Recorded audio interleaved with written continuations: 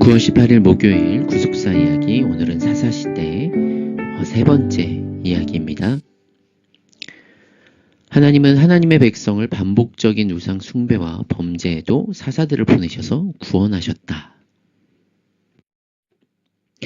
사사기 6장 14절부터 16절 말씀.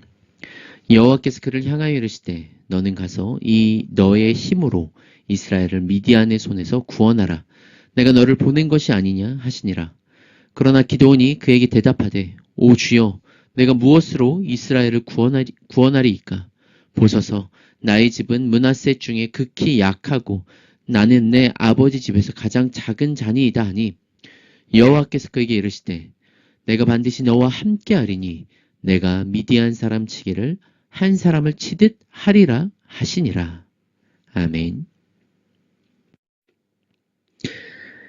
네, 우리는 창조시대, 족장시대, 출애굽 광야시대, 가나안 정복시대를 거쳐서 사사시대를 보고 있습니다. 하나님 나라의 모형으로 이 사사라는 구원자들을 통하여서 하나님 나라가 세워지는 예표로 우리는 이 말씀을 함께 나누고 있습니다. 네, 하나님은 이스라엘의 반복되는 우상 숭배에도 불구하고 사사들을 보내셔서 구원하시고 인도하셨다. 네, 우리가 어제 3명의 사사를 함께 봤죠. 첫 번째 사사는 온니엘, 그리고 또 왼손잡이 에훗, 또 사사 삼갈, 이어서 오늘은 네 번째 사사입니다. 네, 드보라이죠. 네, 그림을 보면은 네, 얼굴이 너무 형제 같지만 네, 드보라는 첫 여자 사사, 여사사입니다. 이 에훗이 죽은 후에 여호와의 목전에서 악을 행하는 이스라엘을 벌하시기 위해서 하나님은 이 하솔의 가나안 왕 야빈을 보내셨습니다. 야빈 왕은 20년 동안 이스라엘 자손을 심히 학대했죠. 그래서 이 랍비돗의 아내 여선지자 드보라가 이스라엘의 사사로서 이 바락을 불러서 야빈을 치게 했습니다. 이 사사기 4장 4절부터 5절에 보면 그때 랍비돗의 아내 여선지자 드보라가 이스라엘의 사사가 되었는데 그는 에브라임 산지 라마와 베델 사이 드보라의 종려나무 아래에 거주하였고 이스라엘 자손은 그에게 나아가 재판을 받더라. 그러니까 이스라엘 백성들도 드보라가 사사라는 것을 알고 인정했으며 그에게 나아가 재판을 받았습니다. 다른 경우도 그렇듯이 이때도 하나님은 그의 백성 앞에 나아가셔서 승리하게 하셨죠.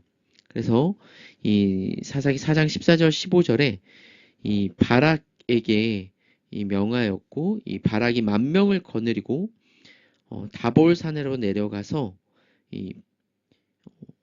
싸웠고요. 여호와께서는 바락 앞에서 시스라와 그의 모든 병거와 온 군대를 칼날로 혼란에 빠지게 하셔서 시스라가 병거에서 내려 걸어서 도망한지라.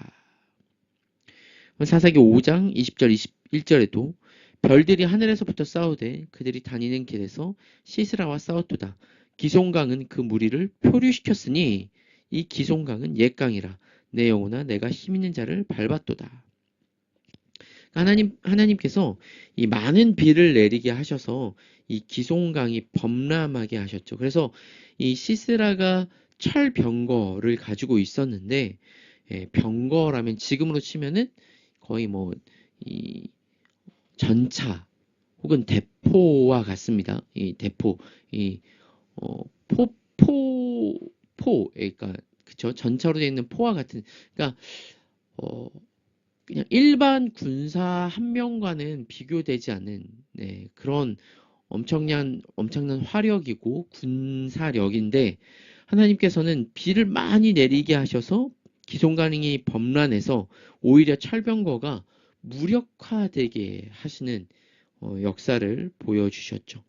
그래서 야빈의 군대 장관 시스라는 도망 중에 헤벨의 아내 야엘에 의해 이 죽임을 당합니다. 그래서 이 방망이로 말뚝, 시스라의 관자놀이에 말뚝을 박아서 죽이는 사건이 있습니다. 그래서 이 두보라를 이렇게 두보라의 이 사진이나 뭐 이런 그림을 검색하다 보면은 말뚝 박아서 죽이는 그런 사진도 있습니다. 네. 이 야빈의 군대 장관 이 시스라가 이제 말뚝에 박아서 죽게 되고요. 이것을 통해 하나님은 이 여사사를 세우셔서 누구라도 정말 하나님이 세우신 하나님의 이 백성 이 사사를 통해서 구원하시는 것을 보여주시는 것이죠. 어, 원래 바락은 그 시스라의 군대를 두려워했습니다. 왜냐하면 철병거 900대를 가진 강력한 군대였기 때문이죠. 그런데 하나님은 그 전쟁을 통해 하나님의 구원이 어떠함을 보여주셨고, 네. 그리고 이 야빈의 군대 장관 시스라도 죽임을 통해서 하나님께서 이스라엘을 구원하심을 보여주셨습니다. 네. 저기 철병거가 보이십니까, 여러분? 네, 이제 오른쪽에 보면 이제 막 비같이 이제 구름이 좀 어둡죠. 네. 그래서 이 여선지자 이 드보라가 승리를 하게 됩니다. 이어서 여섯 번째 사사, 예, 기드온입니다. 사사기 중에 또 가장 유명한 사사 중에 한 명이죠. 기드온. 이스라엘 백성이 또 악을 행합니다. 그래서 그들을 미디안 족속에게 넘겨주셨고요. 이스라엘 백성은 토지 소산을 다 뺏기고 토굴이나 동굴에 살아야 했을 정도로 이렇게 좀 비참한 모습에 빠지죠. 그래서 이스라엘 백성들이 부르짖자 하나님은 사사 기드온을 세우셨습니다. 그러니까 저희가 함께 읽었던 사사기 6장 6절부터 7절. 예. 이 이전과는 다르게 선지자를 보내셔서 이스라엘을 예, 책망하셨는데요. 이스라엘 책망하신 후에 하나님이 이제 기드온을 사사로 부르셨습니다. 그래서 기드온을 큰 용사라고 부르시죠. 근데 이제 그는 이 미디안 사람들 밑에서 어, 포도주 틀에서 타작하는 자였습니다. 그래서 그가 이제 자기가 너무 작은 자다라고 얘기를 합니다. 이 이스라엘은 자신의 이 영적인 실패에 대해서도 알지 못한 상태에 빠져 있는 것 같습니다. 그래서 하나님은 이스라엘 백성들이 구원을 간구하자 한 선지자를 보내셨고 어디서 잘못됐는지 알려주시고 그들을 책망하시죠. 기드온은 여호와의 사자가 전달한 하나님의 부르심에 대해서 표징을 구했습니다. 그가 이 여호와의 사자는 기드온이 가져온 예물을 바위 위에서 불살름으로써 그 표징을 보여주셨는데요. 이제 기드온이 이 바알을 섬기던 제단을 헐고 아세라 상을 찍어버려서 그것을 땔감으로 사용해서 하나님께 번제를 드리라고 했죠. 그래서 이제 기드온의 이 별명이 여룻바알이 됩니다. 그러니까 바알이 그와 더불어 다툴 것이다 라는 뜻이죠. 그래서 이 기드온이 미디안의 동맹군과 함께 일어나서 다시 침공했을 때 하나님의 영이 기드온에게 임해서 전쟁을 준비하도록 하셨고요. 그때 이제 기드온이 양털로서 한 번 더 표징을 구합니다. 하나님, 양털 외에 다 졌고 양털은 젖지 않게 해주시고 또 그 후에는 다른 것은 다 안 졌는데 양털만 젖게 해주시고 하나님께서 그것을 보여주셨죠. 그래서 기드온은 하나님이 주신 300명으로 미디안과 그의 동맹군에게 대승을 거두었습니다.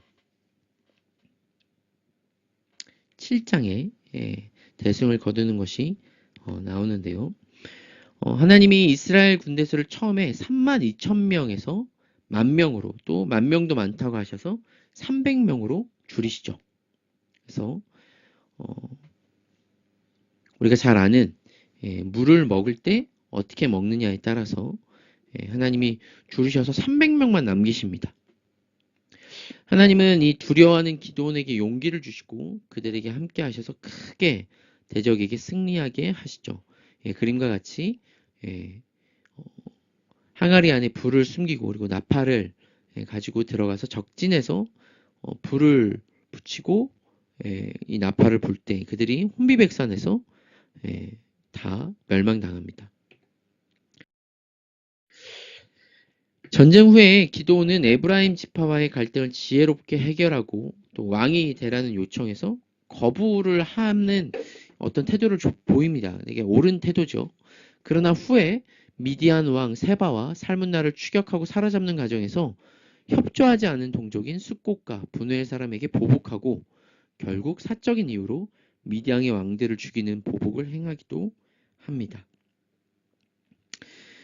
왕이 되라는 이스라엘의 요청에 거부하고 또 그들로부터 거둔 금 귀고리를 만든 에봇을 우상처럼 두었고요.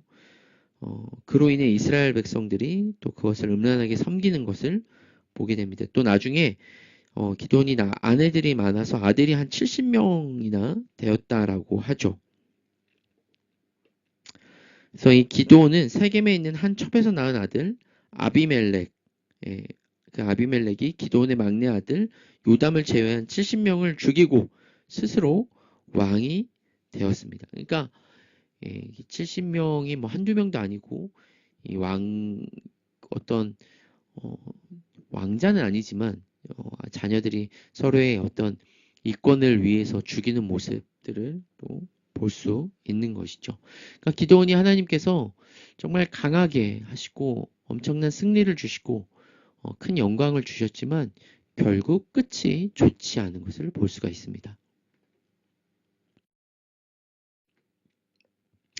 오늘 이 기드온까지 드보라와 기드온 두 이 사사들을 보면서 참 이스라엘 백성들이 하나님의 징계와 또 구원에도 불구하고 반복적으로 우상을 숭배하며 타락하는 모습을 볼 수 있습니다. 우리가 우리의 삶에서도 반복적으로 범하는 죄가 있는지 우리 스스로 돌이키며 회개하기를 소원합니다. 주님, 우리가 반복적으로 넘어지는 죄를 이겨낼 수 있는 힘을 주시고 육체를 따라 행하는 것이 아니라 우리가 성령을 따라 행하며 하나님을 더 사랑할 때 죄에게 이길 수 있는 힘과 능력을 허락하여 달라고 이 시간 함께 기도하도록 하겠습니다.